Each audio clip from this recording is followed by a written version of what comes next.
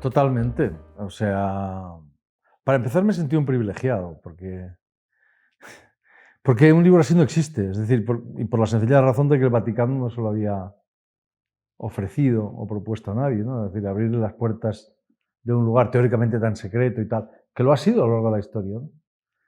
Y claro, abrirle las puertas a alguien de ese sitio, y encima un tipo como yo, que es ateo y anticlerical, pues claro, y en consecuencia muy interesado por las cosas del Vaticano y de la religión y tal y cual, pues sí.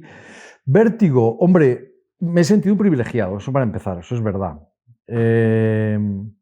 No me he preguntado por qué me eligieron a mí de entre todos los escritores posibles. De hecho, cuando me lo propusieron, lo primero que les dije es, pero ustedes no saben que yo soy un tipo peligroso. O que recuerdo haberles dicho, la persona a la que se lo dije, que ahora es amigo mío, me dijo que en realidad lo que les dije fue, ¿pues se han vuelto ustedes locos o qué? Y claro, sí, para empezar es un acto de coraje, ¿no? Y de valentía de su parte, porque es, venga usted aquí, con quien quiera hablar, le abrimos las puertas y escriba lo que quiera. Cuando digo escriba lo que quiera, quiero decir escriba lo que quiera. Ellos ni siquiera me pidieron leer el libro antes de publicarlo.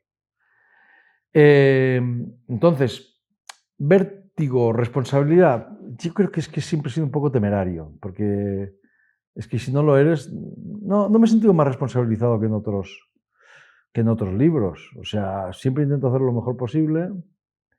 Y en este libro también, ¿no? Sí, yo era consciente de que esta oportunidad no la había tenido nadie, a lo mejor no la vuelve a tener nadie, pero ¿qué voy a hacer? Pues lo mejor posible, como siempre, ¿no? Nada más, no hay más que eso. Es que ese es el principal esfuerzo que he tenido que hacer para escribir este libro, es desprenderme, como tú dices, de la infinidad de prejuicios que yo y que todos, en realidad, diría todos los españoles y muchísimos europeos tenemos sobre la Iglesia y contra también. Porque claro, yo no soy creyente, pero sí soy católico como tú y como todos los que nos van a escuchar. Y cristiano. Como dice Croce, no possiamo non dirci cristiani, no podemos no llamarnos cristianos. ¿Por qué? Pues porque venimos de ahí. Todos venimos de Atenas y de Jerusalén, o sea, de Jesucristo y de Sócrates. Eso es Europa y eso es lo que somos nosotros. Entonces yo no soy... Yo tenía todos los prejuicios. Y además he estado, o sea, mi familia muy católica, yo fui a un colegio de curas, o sea, yo soy ateo, pero conozco las claves del catolicismo, porque me he educado en él, como todos, pero quizá un poquito más, porque... Entonces, desprenderte de todo eso es el ejercicio más difícil y al mismo tiempo más indispensable. Tú no puedes ir allí ni a ninguna parte. No puedes ir a intentar entender qué es lo que hacemos los escritores. Los escritores no nos dedicamos a juzgar. Es un disparate. Esos son los jueces y esos son quien quiera. Y si acaso el lector, si quiere hacerlo el lector es cosa suya, pero un escritor no puede hacerlo. Un escritor va a entender. Y entender contra lo que la gente cree no significa justificar, significa exactamente lo contrario. Significa, si acaso, darnos los instrumentos para no cometer los mismos errores o para combatir esos errores. Si tú no entiendes a un terrorista, no vas a poder nunca combatir a un terrorista. Es imposible. Entonces, y si tú no entiendes, o sea, entonces el primer ejercicio era ese, intentar entender a gente que piensa cosas completamente distintas de las mías. Yo sé lo que piensan, pero aún así tengo que ir a escuchar lo que realmente piensan, porque una cosa es la idea que tenemos de la Iglesia y otra cosa es esta Iglesia de hoy. Una de las preguntas fundamentales de este libro, no la fundamental, pero una de las fundamentales es ¿qué ha pasado con esta institución que ha sido determinante en los 2000 años precedentes, que se dice pronto, 2000 años. Esto no se puede entender nuestra cultura, no se puede entender nuestra civilización, no se puede entender nada sin el cristianismo, sin el catolicismo. Entonces, ¿qué pasa ahí ahora? ¿Y qué ha sido de eso? Cuando ya todos somos, bueno, todos, muchos, cuando Europa es un continente laico, ¿verdad? Secularizado, y cuando ya no es el centro del cristianismo, el centro del cristianismo está sobre todo en Latinoamérica, en América Latina, en África, etc. ¿Qué ha pasado? ¿Qué ha ocurrido ahí? ¿Verdad? ¿Qué es lo que...? Y bueno, sí, es el primer ejercicio. Y poderte entender eso con la máxima seriedad y poderte entender una gente que no piensa como tú y que además cree unas cosas realmente estrafalarias. Como, si la piensas, si lo ves con ojos limpios, El corazón de este libro es el corazón del cristianismo. O sea, cuando a mí me hacen esta propuesta, extravagante, completamente extravagante y singular, aparte de decirles que soy un tipo peligroso y que si se han vuelto locos, lo primero que pienso es en mi madre. Porque mi madre era una persona profundamente católica, como tantos españoles y como tantos europeos, como tantos españoles de esa generación, como lo era mi padre también, y que cuando mi padre murió, ella creía que lo iba a ver más allá de la muerte, como le había prometido su religión desde que era niña. Y este libro, en cuanto me lo propusieron, supe de qué iba a tratar, o casi inmediatamente, de qué tenía que tratar, cuál era el corazón, cuál era el enigma central de este libro. Porque este libro es una novela policial a su manera. Todas mis novelas son novelas policiales a su manera. Esto es una novela a su manera también, que participa de muchos géneros, pero que está concebida como una novela. Y además la novela es el único género capaz de integrar todos los demás géneros. Entonces, todas mis novelas y todas las novelas que a mí me importan del Quijote para acá son a su modo novelas policiales, porque en todas hay un enigma y alguien que intenta solucionar, descifrar ese enigma. Y en eso consiste la esencia del género policial. Y aquí el enigma, lo que pasa es que es un enigma descomunal, es el enigma central del cristianismo y por lo tanto uno de los enigmas centrales de nuestra civilización, lo queramos o no lo queramos, nos guste o no nos guste, pero es así. Desde antes del cristianismo incluso, pero el cristianismo es el que le dota de una dimensión distinta. Y el enigma es ese, o sea, el enigma central del libro es ese, es un enigma personal, es una pregunta personal que es la pregunta de un niño. Las preguntas que a mí más me importan y creo que las más importantes son las que hacen los niños, las que formulan los niños. Y la pregunta es, yo supe en el momento en que me hicieron esa propuesta que lo que quería era preguntar al Papa, o sea, al jefe de la Iglesia Católica, si era verdad lo que decía mi madre. Si mi madre iba a ver a mi padre después de la muerte. Y quería escuchar su respuesta, que es el más autorizado para darla, si no el único que puede darla. Quería escuchar su respuesta y quería llevársela de vuelta a mi madre, ¿no? Así que el enigma que hay en esta novela policial, el enigma que está en el corazón de esta novela policial es el mayor enigma de la cristiandad, o sea, la resurrección de la carne y la vida eterna. Bueno, y hay gente, como mi madre y como tanta otra gente, que cree en esto profundamente, pero no mi madre y gente humilde. Algunas de las personas, o mejor dicho, las personas más inteligentes de la historia han creído en esto. Es que esto es muy importante decirlo. A nosotros nos puede parecer una extravagancia, porque ya vivimos en otra... Pero esto es así. O sea, Newton, para entendernos, o Kant, o etcétera, creían en esto, ¿verdad? Hasta Einstein, que creían en el Dios de Spinoza, ¿no? Que finalmente no es tan distinto. Entonces, y esto es el corazón del cristianismo, es decir, yo dudo, esto es una discusión que se puede tener, teológica, que de hecho yo tengo con un personaje, porque en este libro habla mucha gente y es un libro poliédrico porque hablan muchos personajes, porque me han dado la oportunidad de hablar con muchísima gente desde, qué sé yo, prefectos, que son los ministros del Vaticano, cardenales, el prefecto para la Congregación de la Doctrina de la Fe, el antiguo Santo Oficio, la antigua Inquisición, la mujer más poderosa de la Iglesia, no hay tantas mujeres en la Iglesia, eso es un problema, qué sé yo, intelectuales del Papa, amigos del Papa, misioneros, de todo tipo de gente. Y bueno, ese es el enigma que está en el centro realmente del libro, ¿verdad? Y quien no cree eso, yo dudo mucho que pueda ser cristiano. Es que es terrible, pero es así. Esa es una discusión en el libro, con el prefecto para la Congregación de la Doctrina de la Fe. San Pablo lo dice, nosotros resucitaremos porque, que es quien se inventa el cristianismo, al fin y al cabo, ¿no? En cierto sentido. Nosotros resucitaremos porque Cristo resucitó. Y si Cristo no resucitó, vana es nuestra fe. O sea que eso es lo que está en el centro.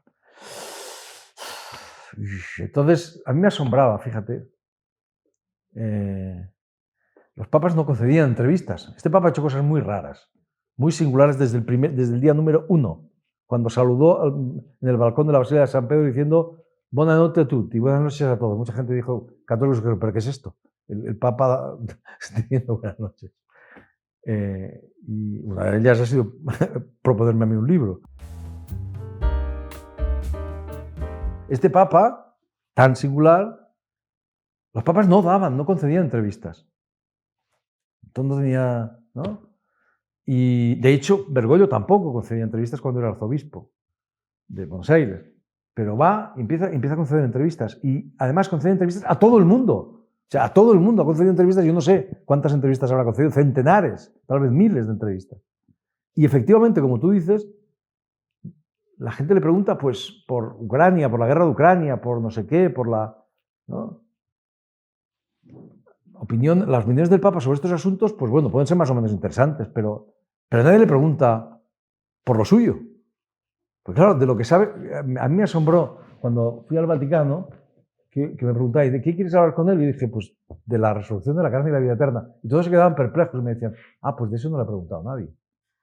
Y yo quería preguntarle de eso porque ese es el, insisto, corazón del cristianismo. Bueno, esto tiene que ver con otras cuestiones, tiene que ver con el hecho de que en los medios de comunicación generalistas, la inmensa mayoría de los medios de comunicación, el discurso religioso del Papa no aflora. De lo que hablan es de eso, de política o y las opiniones del Papa pueden ser muy interesantes. Yo comulgo con muchas de ellas, o sea, me parecen razonables, algunas otras no, pero no tienen gran relevancia. O sea, tú puedes preguntarle a, no sé, a Pedro Sánchez, a Macron o tal sobre estas cosas, porque ellos sí tienen poder ejecutivo. El Papa tiene un poder meramente, si quieres, ¿cómo le llaman? Un poder moral, ni siquiera, porque lo que diga el Papa, los políticos se lo van a pasar. Y además hacen bien, ellos tienen que hacer lo que hagan, ¿no? Es otra cosa. Entonces sí, eso para mí era sorprendente, ¿no? Que el discurso religioso, que es de lo que él sabe y de lo que tiene autoridad, nunca aflorara, ¿no? Y por eso es tan sorprendente que un loco sin Dios como yo vaya ahí a preguntarle al loco de Dios. Lo del loco de Dios y el loco sin Dios es muy importante en el título, porque el loco de Dios, en el fin del mundo, el loco de Dios es porque Francisco, de nuevo, volvemos a su singularidad, es el primer papa latinoamericano, el primer papa jesuita, y también es el primer papa que se llama a sí mismo Francisco, como Francisco de Asís. Y Francisco de Asís se llamaba a sí mismo el loco de Dios, ¿verdad? El folle di Dio.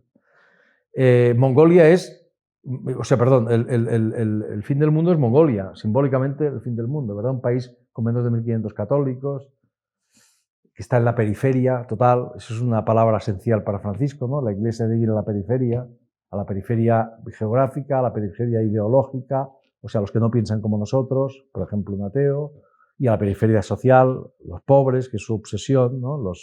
La gente humilde, su obsesión, y en realidad debería ser la obsesión del cristianismo, porque el cristianismo básicamente es eso, está hecho, se concibe para los pobres y para los indefensos y para los desgraciados y para los pecadores y para la... Otra cosa es la prostitución del cristianismo que hemos vivido en los últimos... Bueno, la historia del cristianismo es una prostitución del cristianismo en gran medida, ¿no? Porque si el cristianismo es alguna cosa, es un movimiento subversivo, ¿no? O sea, Jesucristo es un peligro público. Lo crucifican porque era un peligro público, ¿verdad? Y en fin, esto es un hecho, no se puede decir otra cosa, ¿no? Lo que hemos vivido nosotros es una perversión, es el constantinismo que llaman ellos, ¿no? Es decir, la asociación de la Iglesia con el poder, desde el emperador Constantino del año 310, ¿no? Por ahí, 310. Y nosotros en España lo hemos vivido al máximo, ¿no? La asociación, el franquismo fue eso, la asociación, y además un poder tan nefasto como ese, ¿no? La asociación del catolicismo o del cristianismo con el poder. El cristianismo no puede estar con el poder. El cristianismo tiene que ser, si acaso, un contrapoder. Y en todo caso está con los pobres, con los indefensos, con etcétera, etcétera. Ese es uno de los grandes males del cristianismo. Y el otro, yo me fui hasta... Estos son dos de los males fundamentales que ha atacado hasta donde ha podido y también hasta donde ha querido Francisco, que es yo me fui ateo y anticlerical, y he vuelto igual de ateo y más anticlerical. Anticlerical en el sentido de Francisco. Y los españoles también conocemos muy bien ese mal de la Iglesia, que es el clericalismo. Francisco es un papa anticlerical. No anticlerical, muy anticlerical, en el sentido de que él cree que el clericalismo es el cáncer de la Iglesia. El clericalismo entendido como la idea de que el sacerdote o el clero está por encima de los fieles. Eso para él es catastrófico y tiene toda la razón. Nosotros lo hemos conocido muy bien, ¿verdad? En España, Los dos males los hemos conocido muy bien y por eso la Iglesia española está desprestigiada. En España, en Europa, etcétera, etcétera. No tanto ya en África, o no tanto en Latinoamérica, o no tanto en algunos lugares al menos. ¿Verdad? El sacerdote tiene que estar, dice Francisco una cosa muy buena, dice, tiene que estar delante para guiar, delante del rebaño, digamos, para guiar a los fieles, dentro, porque forma parte de ellos, y detrás para ayudar a los que no pueden seguir, ¿no? Pero nunca encima, porque si está encima es la catástrofe. De ahí vienen todos los males. Bueno, sin ir más lejos, por ejemplo, los abusos sexuales, que no son más que un abuso de poder, ¿verdad? Entonces, yo he vuelto más anticlerical en este sentido. Creo que eso es catastrófico, que eso es fatal, sí. El libro es, no sé si lo he dicho, pero es un en sí, es muchas cosas, ¿no? Como otros libros que he escrito. Este es un libro que tiene un tema distinto, pero guarda mucha relación con otros libros, en el sentido de que en parte es crónica, en parte es ensayo, en parte es biografía del Papa Francisco, autobiografía de un español, de un europeo común y corriente, en la medida en que, bueno, en que yo me eduqué en el catolicismo, como la mayoría de los españoles, casi diría, en fin, en el cristianismo, como la mayoría de los europeos, y ahora ya no lo somos, ahora ya eso quedó atrás. Y sí, también es un ensayo biográfico sobre el Papa. Una de las preguntas es ¿quién es este hombre? Digo, es poliédrico porque yo lo hago, todo es poliédrico de este libro, porque eso, o sea, ese ensayo biográfico se lleva a cabo a través de diversos personajes, ¿no? Siempre él está en el centro. Y hay un ensayo de interpretación del personaje, efectivamente. Lo que yo creo que le hace interesante es que obviamente es mucho más complejo de lo que aparece en los medios y de lo que la idea que tenemos, mucho más complejo, personaje lleno de recovecos y a veces de oscuridades y tal, pero sí, es un hombre normal y corriente. Sobre todo, si tuviera que definirlo con una sola frase, diría, o con una sola expresión, diría, es un hombre en combate consigo mismo. Es decir, es un hombre muy consciente de sus propias flaquezas, de sus propios defectos, que son muchos, y que ha luchado a muerte contra ellos, ¿verdad? Lo primero que este hombre dice cuando lo nombran papa es, acepto, pero soy un pecador. No, acepto aunque soy un pecador, perdón. Yo humildemente lo corrijo. Yo creo que hubiese debido decir, sí, porque soy un pecador. Porque la Iglesia no es el lugar de los fuertes ni de los triunfadores. Cristo la concibe así. Jesucristo, todo lo demás es una perversión. Jesucristo la concibe como el de los pobres, el de los desgraciados y el de los que no tienen donde caerse muertos. Eso es la Iglesia. Y por lo tanto, de los pecadores, de los que tienen defectos, de los que, no del Superman, del superhombre nietzscheano, ¿verdad? Sino de esos. De los débiles. Y él es el primero. Es muy sorprendente para mucha gente que este hombre, el Papa, en todos sus discursos, salvo en los políticos, acabe diciendo lo mismo, rezad por mí. Esto a la gente, a mí me sorprendió la primera vez que lo oí en la Capilla Sixtina, esto lo cuento al principio del libro, en una reunión que hizo ellos dicen artistas de todo el mundo, cineastas, tal, de todo el mundo, la mayor parte de los cuales era gente de izquierdas. Esto es curioso, porque el Papa tiene... Bueno, habría que discutir sobre su visión política, y muy de izquierdas y muy tal. Entonces a mí me invitaron a estar allí y efectivamente este hombre lo primero que dice al acabar sus discursos es rogad por mí, rezad por mí. Todos sus discursos, incluso el primero que hizo desde la Basílica de San Pedro, desde el balcón. Y claro, dices, qué sorprendente, a todos los del Vaticano les dejaba perplejos, porque bueno, es el Papa el que reza por los demás, el que está arriba, el que... Bueno, eso es un reconocimiento de su propio... o sea, este hombre tiene una conciencia aguda de sus propias flaquezas, de sus propios defectos. Y también tiene una conciencia aguda de que tiene que luchar contra ellos. Cuando hablamos de defectos, hablamos en fin, este hombre ha tenido una vida muy complicada. En Argentina, muy conflictiva también, con oscuridades, eso lo vuelve lo mejor que se puede decir, creo yo, de un papa, que es lo que dijo Hannah Arendt de Juan XXIII, que era un cristiano sentado en la silla de San Pedro, ¿no? Entonces este hombre lo es, a su manera. Lo cual no quiere decir que no sea una persona obviamente culta, una persona, esto está claro, esto de que el teólogo era Benedicto y el papa, este papa es un papa así montuno, no es en absoluto cierto, es un hombre muy culto y muy tal, y un hombre con un sentido de la autoridad muy fuerte, que a veces deriva hacia el autoritarismo, y entonces da un poco de, ¿verdad? El libro no es complaciente, desde luego, no es ni una defensa ni un ataque. Yo no escribo los libros ni para defender ni para atacar. Yo, si tengo que defender una idea, la defiendo en mis artículos, pero no en mis novelas. Las novelas no están para eso, desde luego. Entonces, bueno, pues tiene sus oscuridades y tiene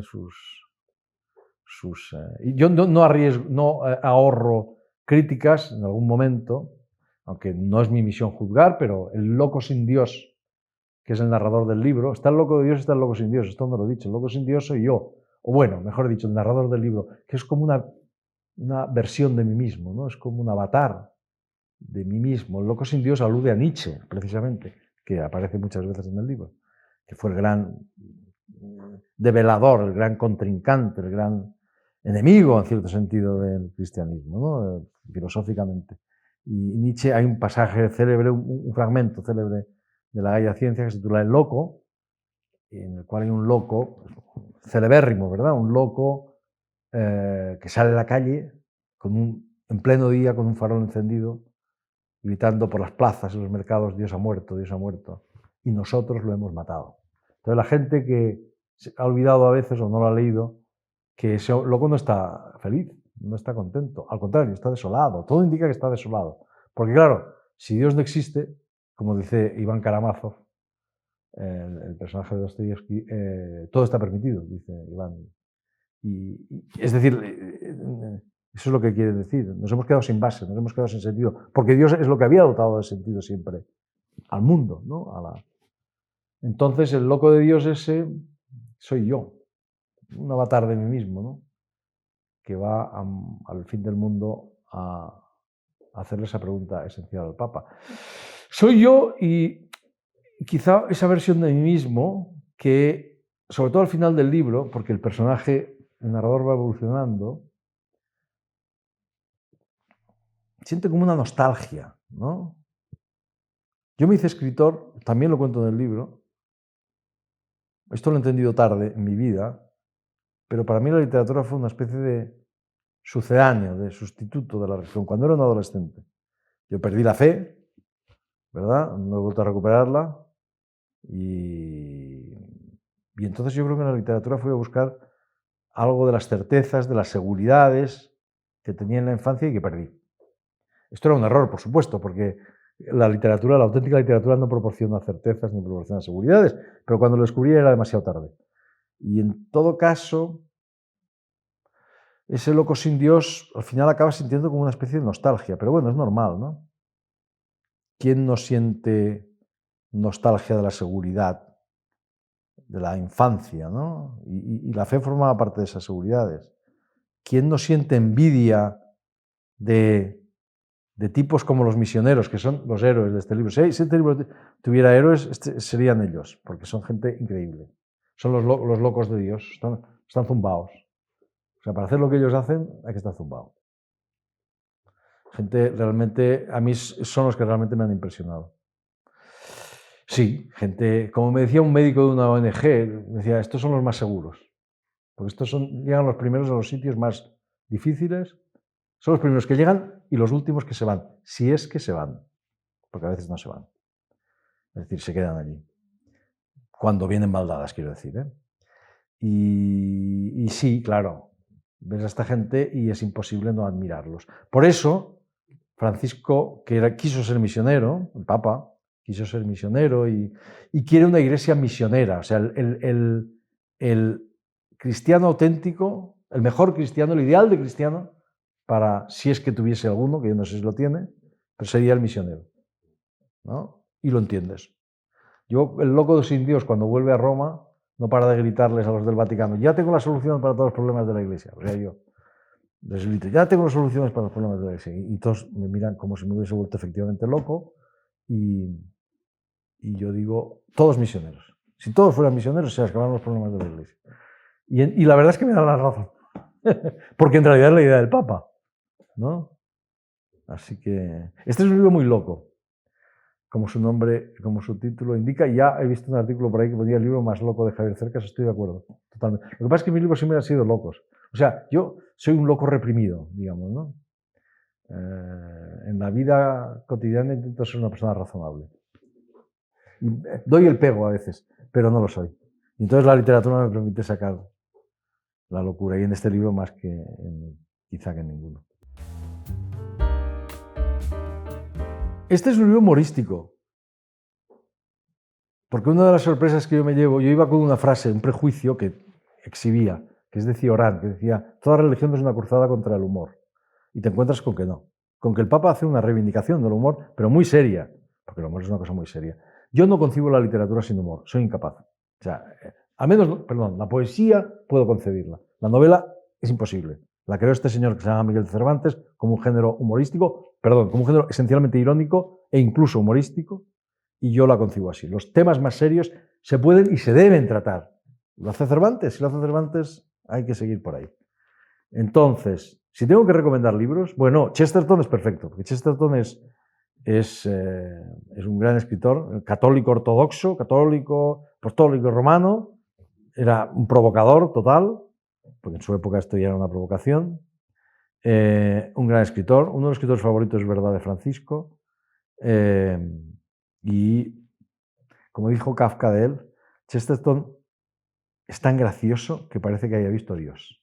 Esto creo que es lo mejor que se ha dicho sobre Chesterton. Recomendaría, mira, Chesterton, por ejemplo, en español a mí me gustan mucho sus ensayos. Hay muy buenas colecciones de ensayos. Una, por ejemplo, en Acantilado. Recomendaría sus ensayos. Recomendaría otro escritor, ya que estamos, favorito de Bergoglio y mío, que es Borges.